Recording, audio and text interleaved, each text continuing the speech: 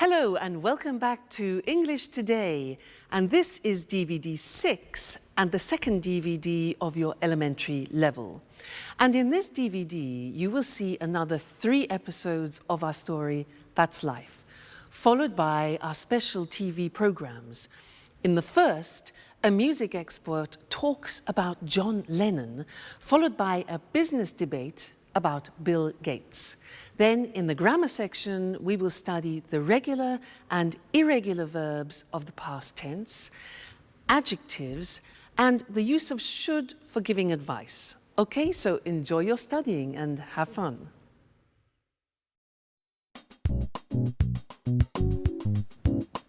Hi, Jack.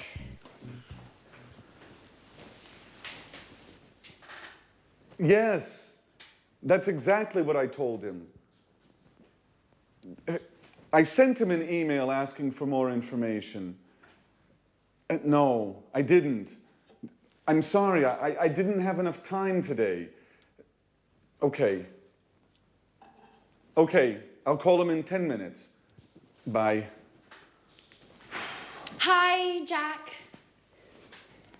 So, did you have a good day? No, I didn't. It was a horrible day, Anne. I had a lot of work to do. First, I met some clients in the city. We met at 9 o'clock and finished at 2. After that, I checked the monthly loss and profit accounts twice, and then I wrote some letters. I am so tired. Well, now relax. Have a glass of wine. You're lucky. I'm cooking lasagna. Your favorite dish. No, thanks, Anne. I ate lasagna at lunch. Oh. Well, it's not a problem. I'll prepare something else. And after dinner, we can watch Wimbledon on TV. There's the men's singles match. Should be exciting. I'm sorry, Anne. I can't. I have some work to finish. And then I'm going to my karate gym. That's how I relax. Oh, hey, Jack, just a moment. Didn't you notice anything?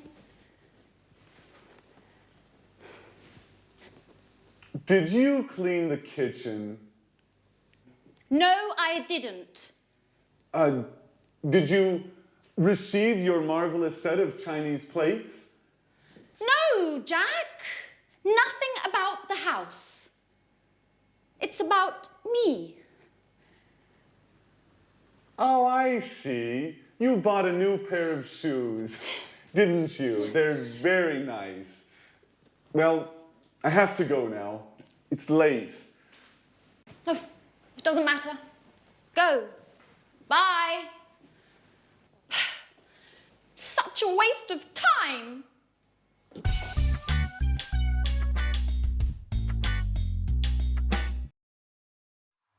Hello and welcome to English Today, your live program where you can learn the English language. Now, did you see the last episode of That's Life? Well, I think Jack needs a pair of these. What do you think? I mean, honestly, men. Let's change the subject and talk about something else, shall we? Let's talk about regular and irregular verbs. Let's take an example, the verb play. Well, in the past, it's very easy because regular verbs just take ed at the end. So play plus ed becomes played. Another example, start plus ed becomes started. Let's look at those on the screen now because there are certain things that we need to know about the pronunciation and the spelling in particular of regular verbs in the past. So, as we said, the simple verbs are play, visit. You just add ed, so it's played and visited. What happens if a verb ends with e? Well, it's simple. We just add d. So live becomes lived, just d. Dance becomes danced.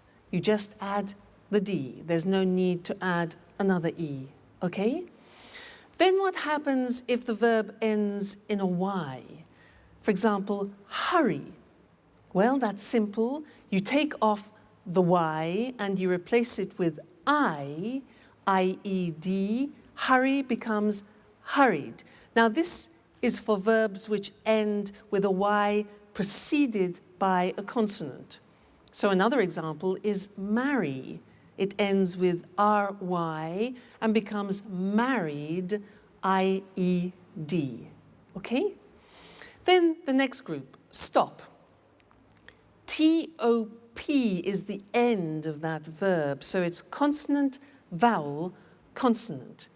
With these verbs, what we do is we double the consonant. So stop becomes stopped with double P, but the pronunciation doesn't change, okay?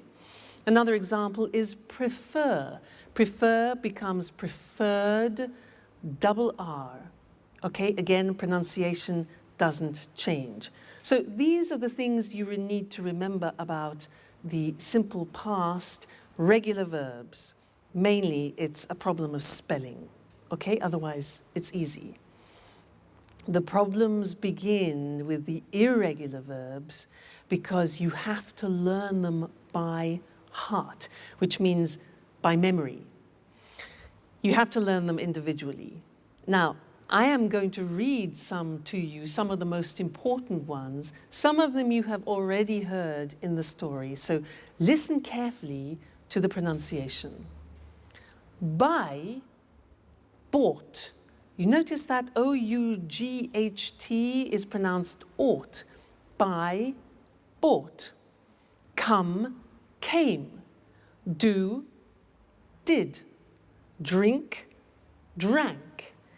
Eat, ate. Find, found.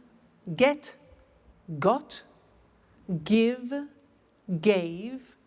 Have, had. Make, made. Meet, met.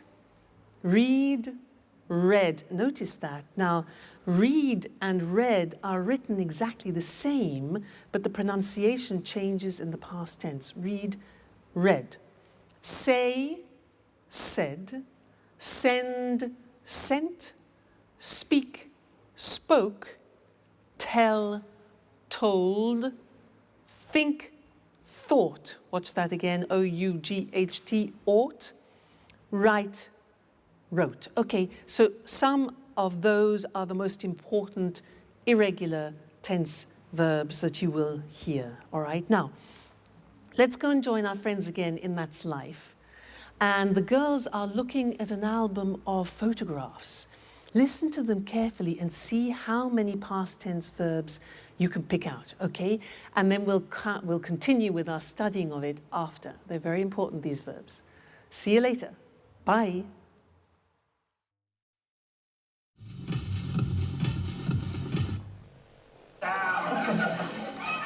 Hey, Anne. No, I'm Mr. Simpson. Thanks a lot for the tip on the bookshop. Oh, my God. Anne, what's happening here? Makeup? Let me see. New hairstyle? New dress? You look great. At last, somebody noticed my change. It's impossible not to notice it. Thanks. Well, what were you talking about? Oh, I wanted to thank you for the tip on the bookshop. It's a great shop. Oh, great. I'm glad you liked it.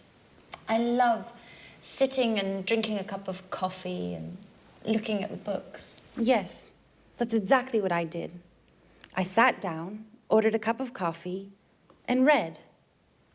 And I found all the books I wanted. What books did you buy? I bought a biography about Virginia Woolf and a book about archaeology. And you? What are you doing? I'm trying not to think about all my problems. So I'm looking at some pictures. Can I see them? Sure. They're pictures of us. Oh, look at this one. We were in Edinburgh. We went for a trip. Do you remember? Yes, I do. How funny Alice was with that Scottish hat. Did we go by car? No, we didn't. We went by train. And at the very last moment, Peter didn't come because of the audition. Yes, as usual.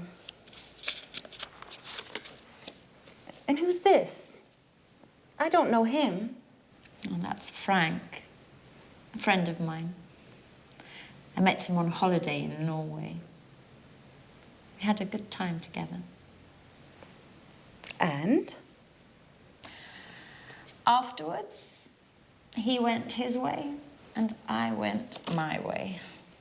Yeah, that's life. Did you have an affair with him? No, I didn't. Nothing like that. And we were only good friends. Do you keep in touch? No, we don't. He wrote me a letter 5 years ago. He sent me an invitation to his wedding. Did you go? No, I didn't. Well, unfortunately, I had a lot of work and I couldn't get away. Hey, but this is Jack. How smart he looks in this picture. Yes. Yes, he does. Do you mind, Anne, if I keep this picture with me? I do mind. No way. I'm sorry, Sharon, but no. Why not? What do you care about it? And you? What do you care about it?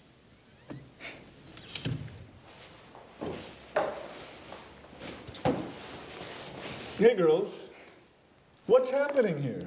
Nothing. At all. Why? Hello again and welcome back. That's quite a triangle, isn't it, in the story? Now let's continue with the past tense and let's look at questions and negative forms. Fortunately, they are very regular because we just use the auxiliary did. Remember, in the present tense, we used do and does. Well, in the past tense, we only need did, and in the negative, didn't. So things are easier, okay? Now, I want to do a little exercise with you to practice questions. I will say a sentence in the positive form, and I want you to formulate the question. Let me give you an example. I say, I went out last night. Went, the simple past of go. Exactly. So the question is, where did you go? All right, now I want you to practice to formulate the questions. Next example. I saw a good film. I saw a good film. What film? All right, did you see? Very good. See, saw. Very good. After we went to a pizza place. After we went to a pizza place. Where? Yeah, exactly. Where did we go? The infinitive went, go. Okay, where did we go? Next one.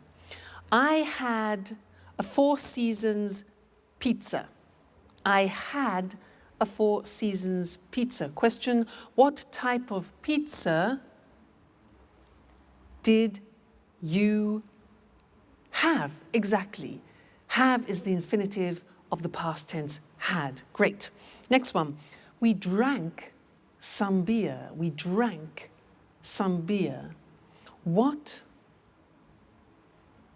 good did you drink? What did you drink? Great. Next one.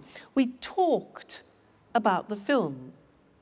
We talked regular about the film. What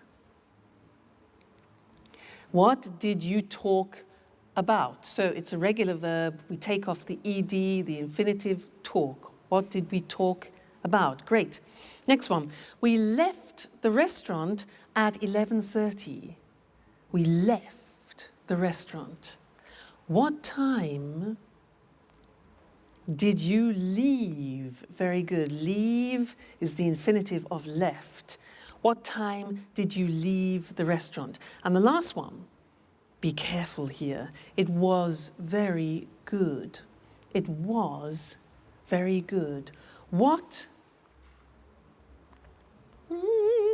did it be?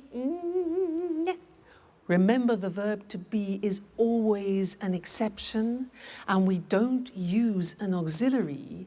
We don't use did, we don't use do, we don't use does. So what's the question? It was very good. What was it like? All right, so remember, with the verb to be, don't use the auxiliary did. So let's go to the screen now and look at that written to help you memorize it, okay?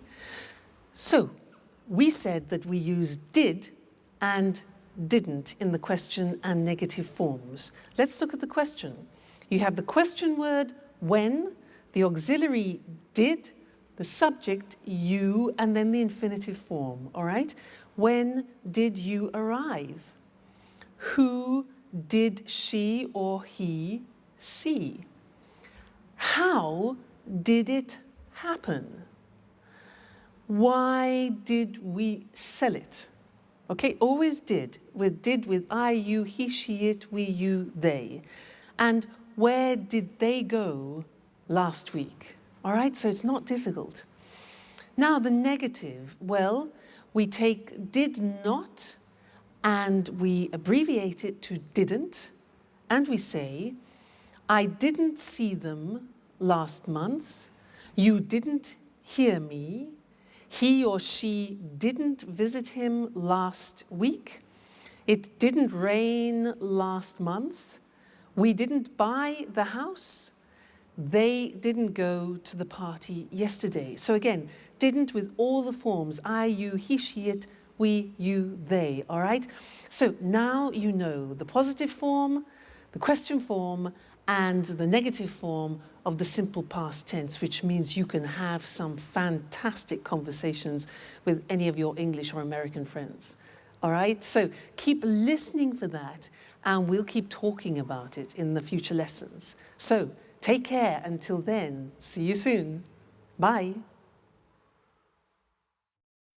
Tell me more, more did you get very far, far? Peter, sorry. Could you stop singing? I can't read. Sorry, Jack. What are you reading?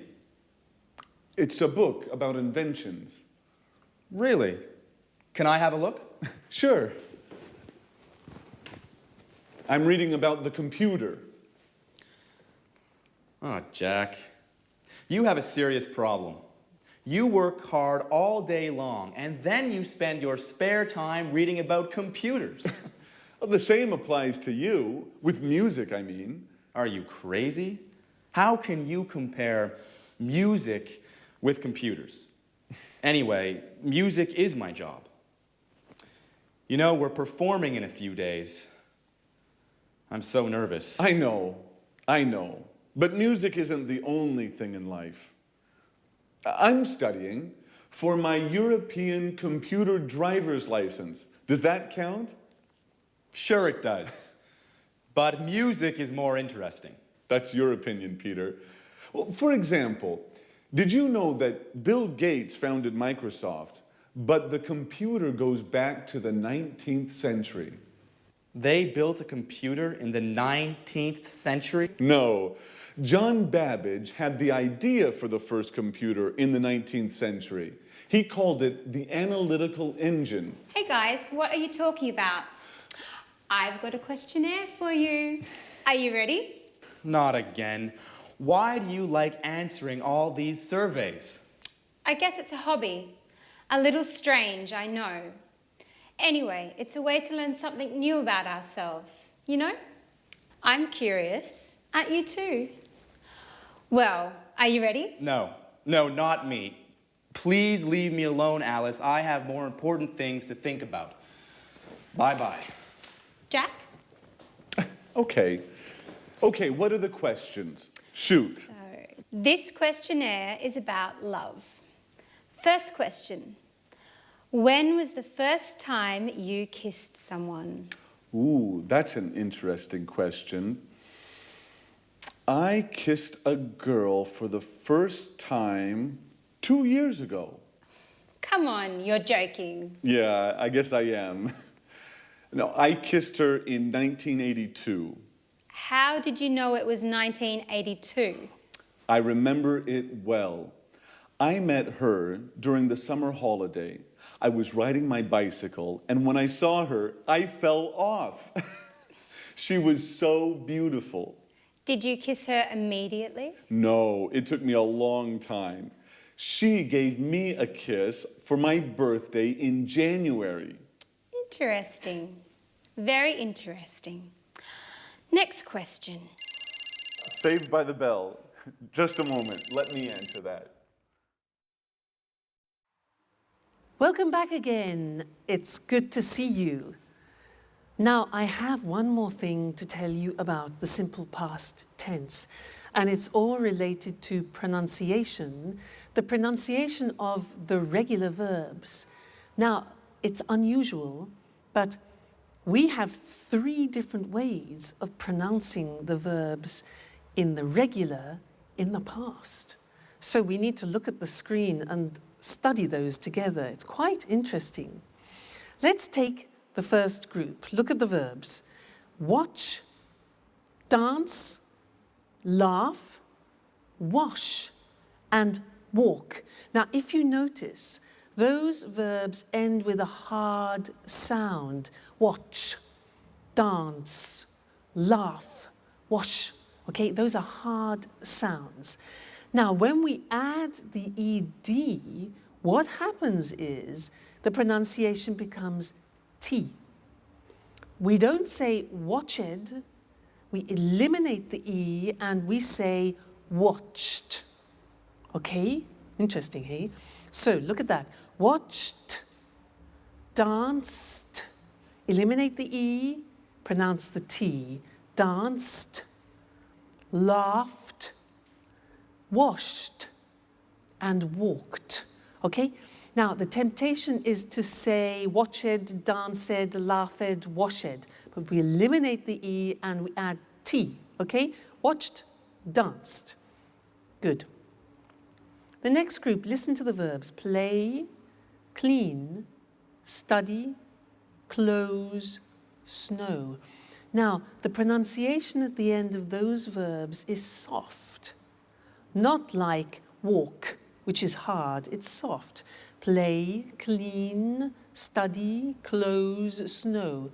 So, the pronunciation of ed becomes D. It becomes played.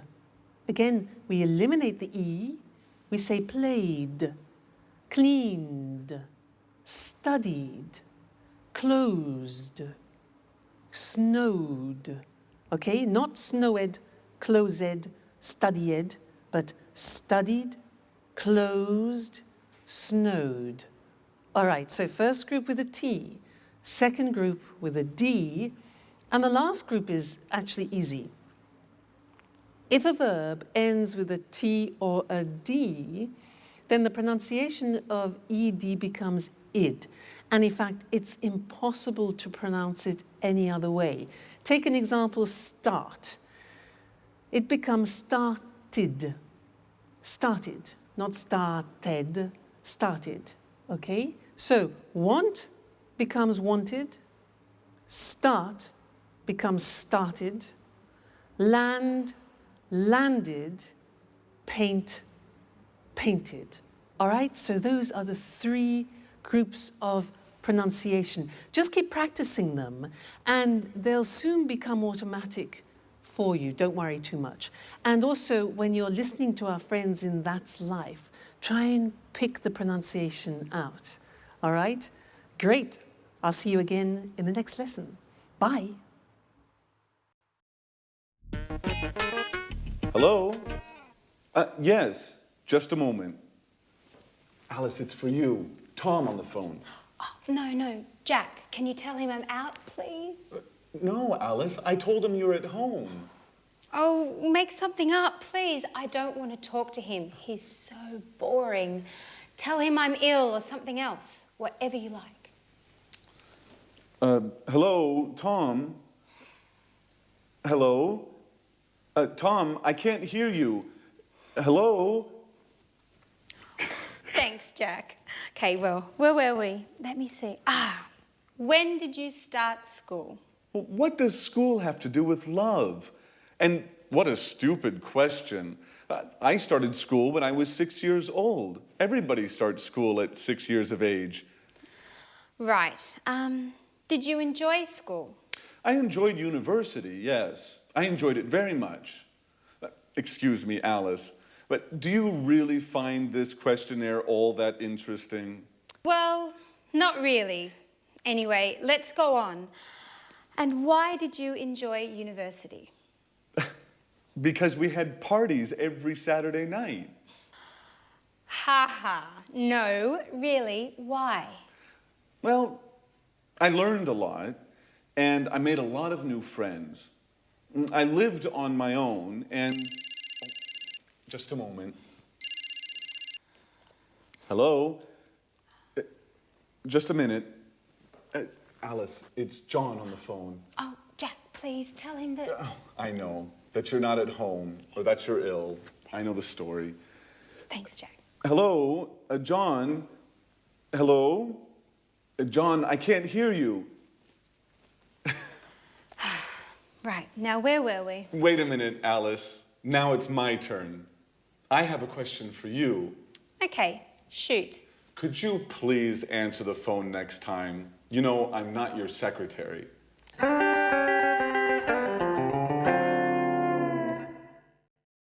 Hi again, and welcome back to your live English language learning program. Alice has a lot of admirers, doesn't she, girls? How does she do it?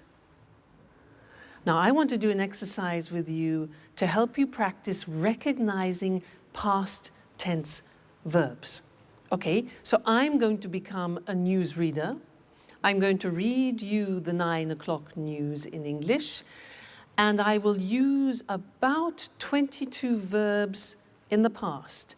I want you to listen carefully and try and recognize as many as you can. All right, so let me get in position.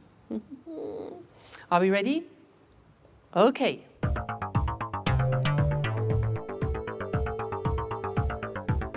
Good evening, and here's the 9 o'clock news. Yesterday, 10,000 people left their workplace and went into the streets of London to protest against the government's new labour law. The police sent out special forces to control the crowds and arrested 15 people. A Bengali tiger escaped from London Zoo yesterday morning. It went to Covent Garden and drank and ate everything in its path. The zookeepers found it in the garden of a pub and took it safely back to the zoo. Prince Charles had an accident yesterday playing polo. They took him into the hospital in Scotland where they did a minor operation on his leg. When he spoke to the press this morning, he said that he felt fine. And now rugby. This afternoon, England played Italy at Twickenham and Italy lost by 3 points. The Italian captain broke his leg. The English captain said the game was close and that the Italians played very well. That's all from me. Good night. So, how many verbs did you get? 10, 15, 20, 22? All right, let's go and check them on the board now, together. So, we started with, good evening, here's the 9 o'clock news. Yesterday, 10,000 people left their workplace. Left is the past tense of leave. Good.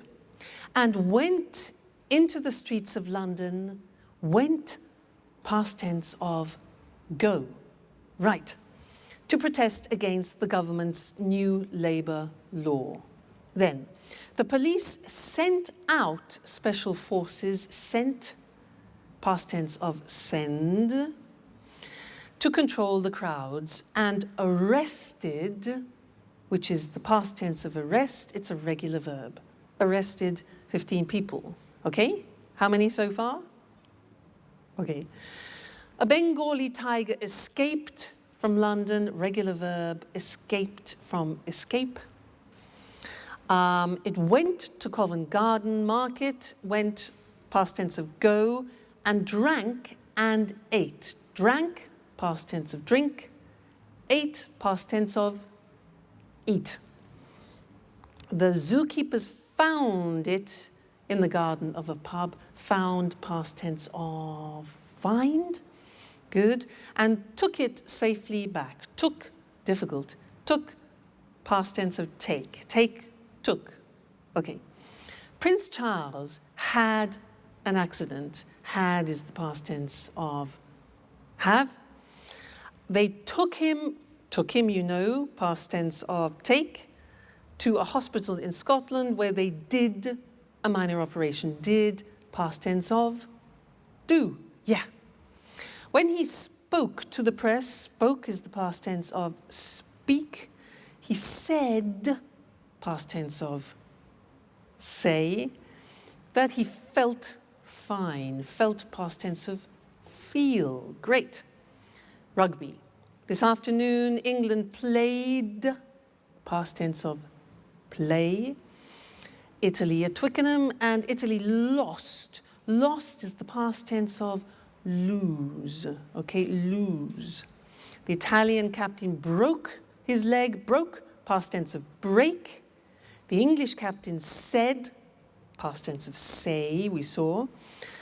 The game was close. Was is the past tense of yeah, the verb to be. And that the Italians played very well. Play, a regular verb, past tense of play, play, played. Okay? Well done. How many did you get? 22? 20? 18? 19? I know it's difficult at the beginning. And in fact, that is often one of the most difficult things, is recognizing English pronunciation. That's why it's very important for you to learn good pronunciation at the beginning, because it will really help your comprehension. So, take care, and I'll see you in the next lesson for more practice. Bye.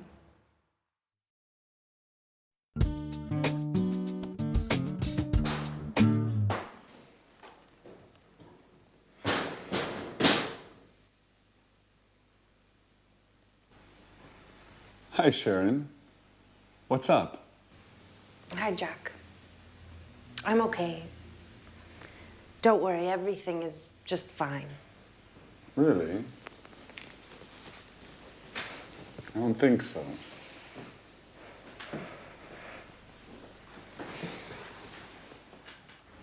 Come on, tell me what's happening. Some problems with Peter? No. Well, yes. But I don't think you're the right person to talk with. Well, maybe you're right. But I can't stand seeing you so sad. And this, what does it mean? Don't worry, I'm not leaving forever. My colleague Lucy invited me to spend the weekend at her house. She has a cottage in the countryside, near Brighton. We are leaving in the evening, right after work. The countryside is lovely there. I hope so. I need a break. Living with Peter is getting hard. He's so nervous about his concert. He can only think and talk about that. He seems miles away. And as for his music, he's excessive. He goes on singing all day long. He doesn't speak with me anymore. He sings with me. Sharon, can you pass me the salt, please? I like it when you smile. I think a weekend in the countryside is exactly what you need. I didn't know you liked the country so much. Are you joking? I love the countryside. It's so quiet and relaxing. A lot of people think it's boring. Well, they don't know what they're missing. What, Jack? Are you using cliches now? Like the countryside is safe and the city is dangerous. Or the country is clean and the city is dirty. And don't forget the country is cheap, too. Yes, there's that too. The city is very expensive. Just think how much the rent is for this apartment. Don't remind me. I have to pay mine tomorrow morning. Well, Jack, it was good talking with you. You make me laugh. Sometimes I think about us. About how we were together once. We are a wonderful couple. Don't forget it. All right.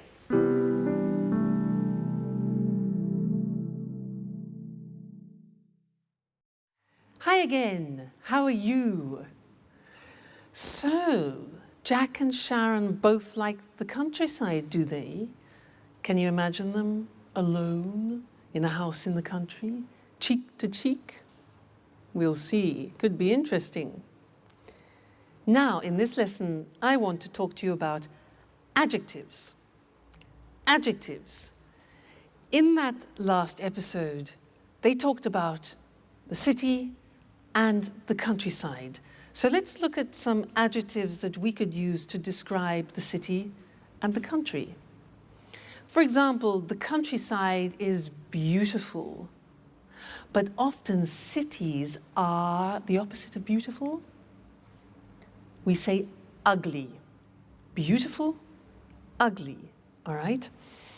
Usually the countryside is quiet and the city is noisy. Noisy. The countryside is usually safe, whereas cities can be, dangerous. Life in the countryside is slow, whereas life in the city is fast. The countryside is rural, whereas the city is urban, all right? Usually the countryside is charming, and often cities are modern. Life sometimes in the countryside can be boring, but life in cities is usually interesting. Life in the countryside can be very relaxing, whereas the city is usually exciting. Countryside is very clean. Anne would like that, whereas often cities are dirty. The countryside is usually cheap, whereas cities are often expensive. Okay, so those are typical adjectives to describe countryside and city. Now let's think of people and things. Well, people can be young, but things, we wouldn't say things are young, we would say things are new. So a book is new, but my brother is young. The opposite of young is old, okay? Old. And we also use that for things, so we could talk about an old book. Now, some people are fat, but when we describe a book in that term, then we say the book is thick, not fat, okay? We can say a person is thin, and we can also say a book is thin. Then somebody is 2 meters tall. Somebody is tall, whereas we would say for a building, the building is big or high. Then the opposite is short. Person is short, and the thing would be little. Now, there's another very interesting thing about adjectives to learn, is that adjectives are divided into syllables. So, for example, if you look at the adjective beautiful, how many syllables are there? Beautiful. 3 syllables. Beautiful. Beautiful. Okay? Let's look at another example. Quiet. Listen to that. Quiet. 2 syllables. Quiet. Another one. Safe is 1 syllable. Safe. How about dangerous? How many? Dangerous. Dangerous. 3. Okay? One more. Interesting. That's quite difficult. Interesting. How many syllables? 4. Interesting. Pronunciation interesting. Relaxing. Relaxing. 3. Cheap. 1. Okay? So all adjectives in English are divided into syllables. You can count them. And that's important when you want to compare things, which is what we'll be looking at in another lesson. Now, we're going to go back to That's Life, and Anne wants to buy a car, and Jack is giving her advice. Listen to the way that they use the word should, and then we'll look at that in the next lesson. All right, see you then. Bye.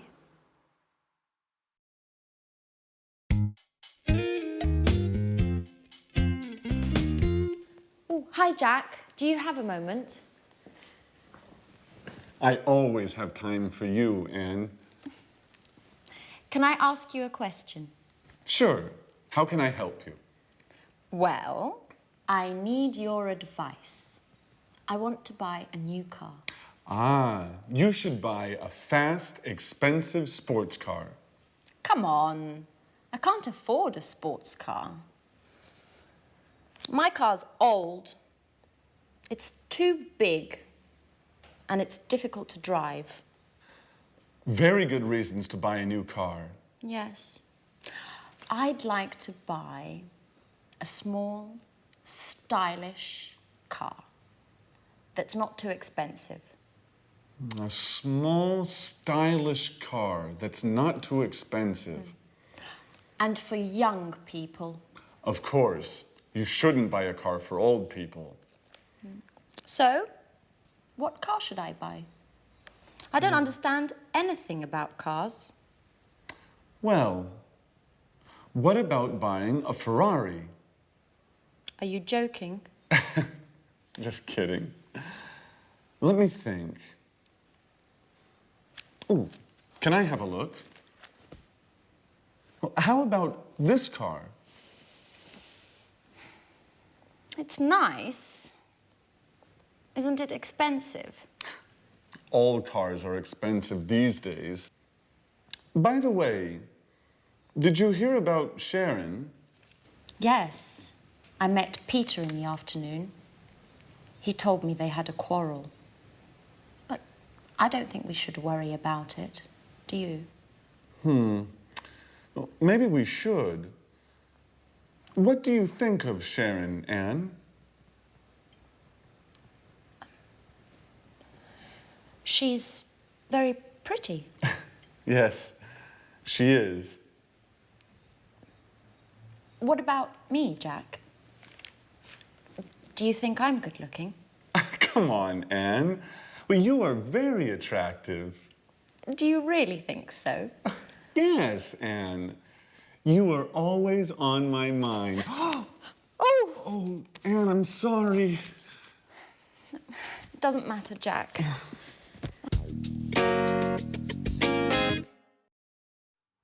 Hello again and welcome back. Did you hear what Jack said to Anne?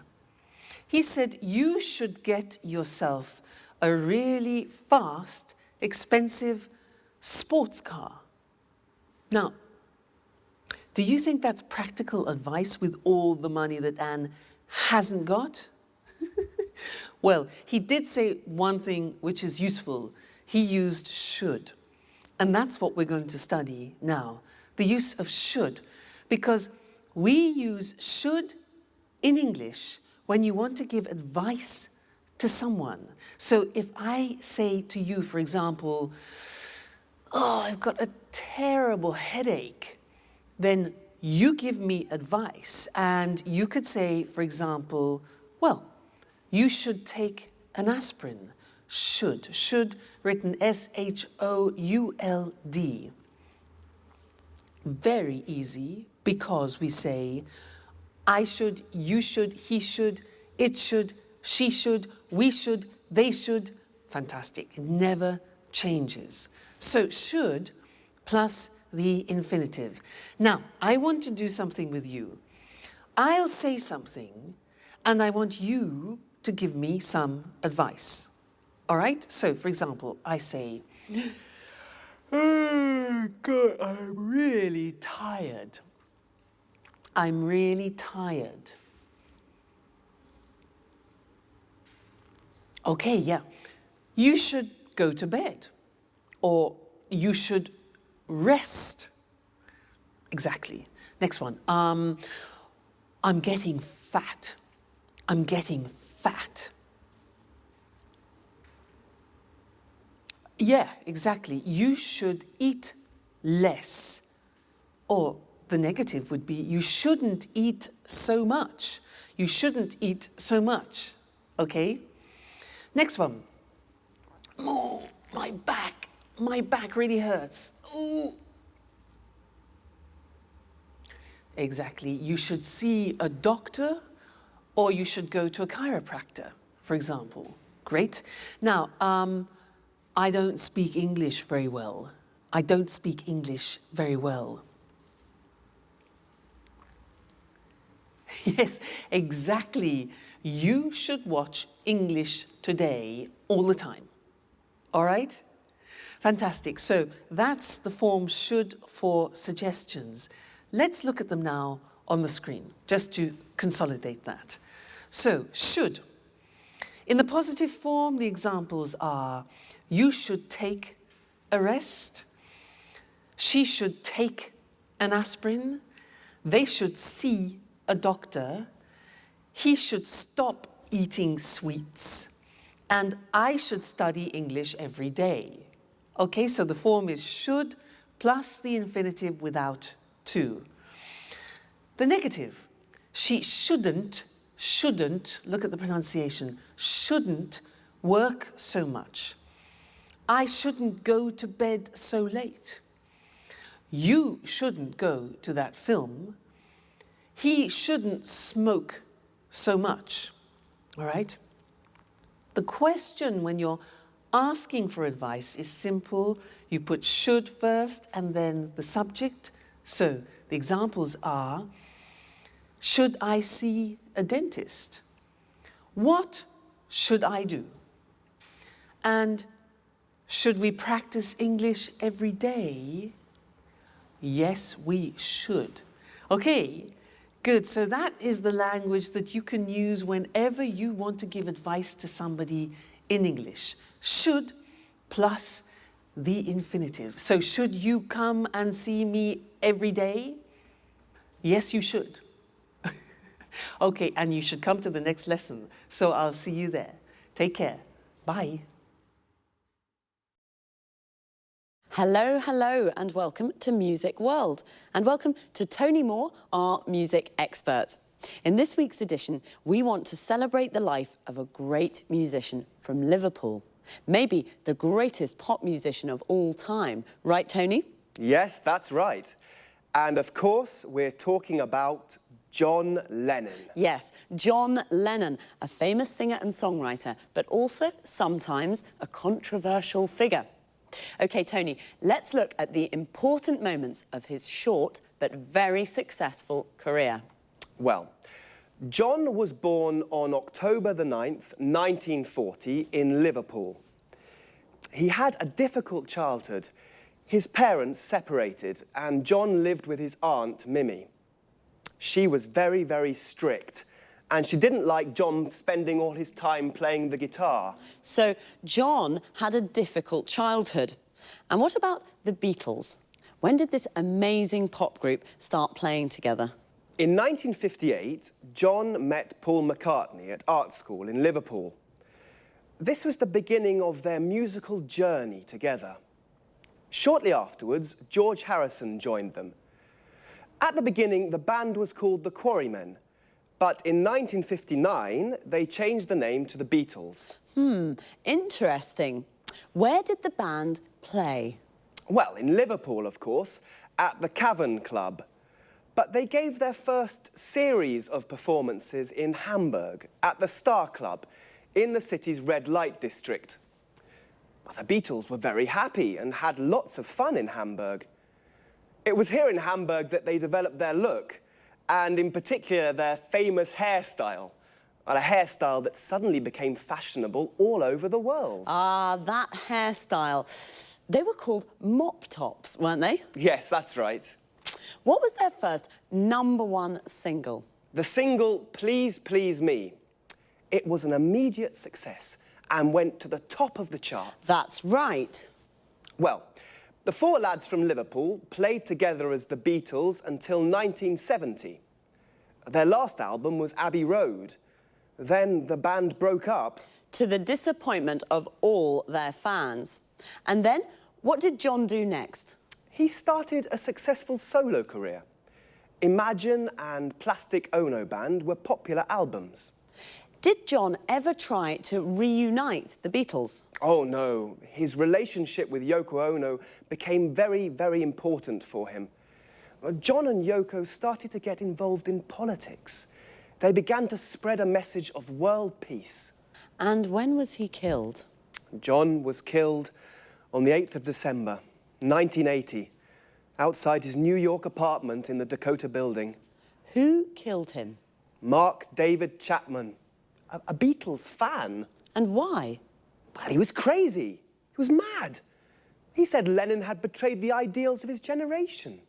Yes, well, John was only 40 when he died, but he certainly isn't forgotten. No, he certainly isn't forgotten. Today there's a garden in Central Park called Strawberry Fields to remember John's life. It's near the Dakota Building. OK, so John Lennon.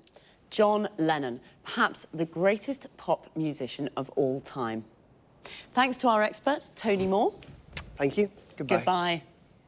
See you again next week for another edition of Music World. Goodbye. The Beatles, what a band. A band is a group of musicians that play together. For example, a jazz band.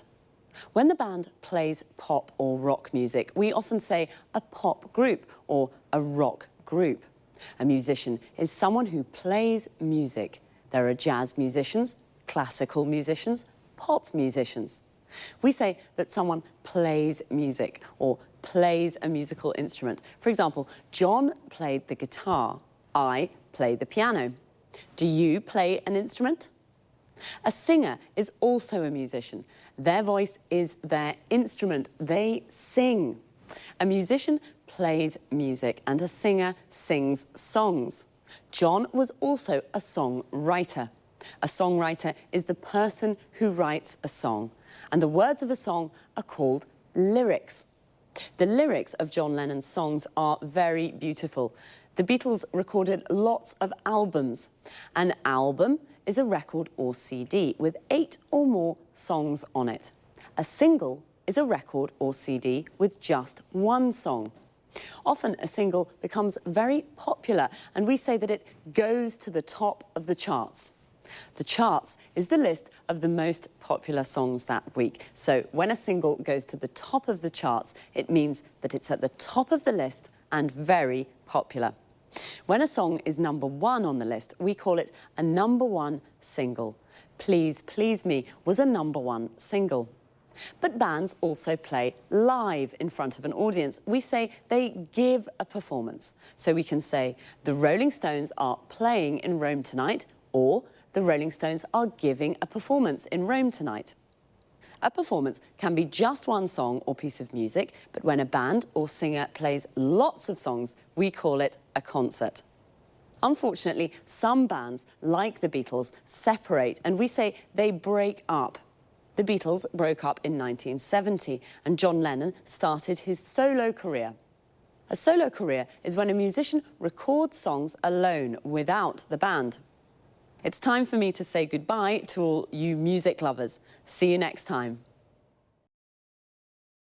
Good evening, and welcome to this week's edition of Let's Talk. In the studio with me this evening are our commentators, Marie and Tom. How are you? Fine, thanks, Eric. Very good. Today, let's talk. Let's talk about one of the world's most famous men in the world. I mean Bill Gates, the world's top businessman and the richest man in the world. I have a question. How did he become so successful? I can answer that question with one word. Windows, the most widely used computer operating system in the world. Yes, that's true. It's almost every computer in the world uses Windows. Let's go back in time a little. How did Bill Gates arrive at where he is today? Well, I'd say thanks to his business skills.